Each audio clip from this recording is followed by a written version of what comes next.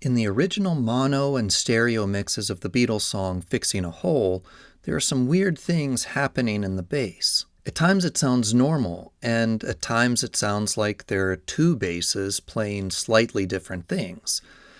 And that's because there are two basses playing slightly different things.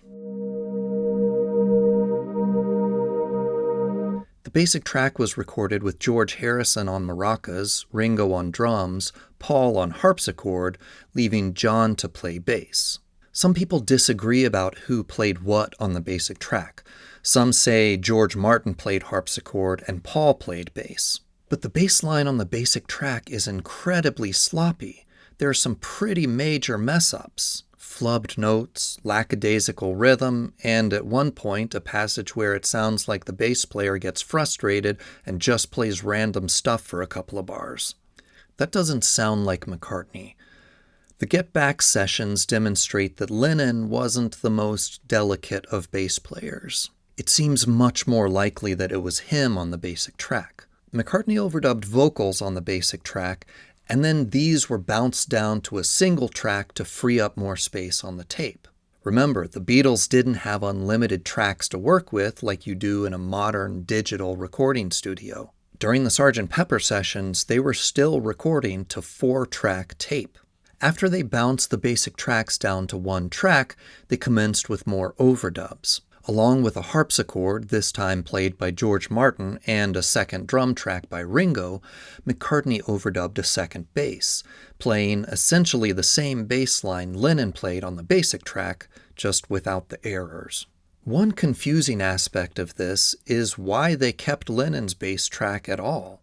When they recorded the basic track, the bass was on its own track. They could have kept the harpsichord, drums, and maracas and replaced the bass with a more solid performance. But they left Lennon's bass in and bounced it down with the rest of the instruments, preserving it in the recording. Having more than one bass on a recording was kind of unusual. But McCartney was really fascinated with the Beach Boys album Pet Sounds around this time. Some songs on that album used 2 basses, but it was done a little bit more purposefully. The Beach Boys didn't use 1 sloppy bass track and 1 clean bass. Maybe the Beatles and George Martin figured that John's bass playing would get buried in the mix, especially considering that in 1967, mono was still the supreme audio format. And John's bass does get somewhat buried. The bass line that Paul recorded was higher in the mix, but at times you can still hear John kind of bumbling around on bass in the background. In the 2017 remix of the album, Giles Martin does manage to almost completely eliminate John's bass, leaving Paul's bass as the only one heard. Listen to this passage from the original mono recording that featured both John and Paul's basses.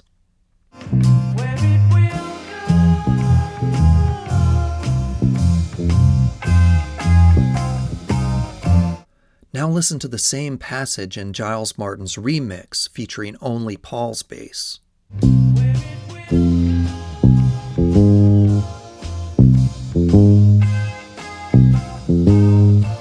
Giles Martin's mix is cleaner, but I'm not sure it's better. While John's bass track is sloppy with a number of errors, having it in the recording along with Paul's bass is kind of a unique sound. And apparently the Beatles liked it enough to repeat the 2-bass experiment several weeks later when they recorded Getting Better. Though on Getting Better, both bass tracks were clean performances played by McCartney. There's more Beatles and McCartney content on my YouTube channel, and check out BeatlesBasslines.com for more info. Thanks!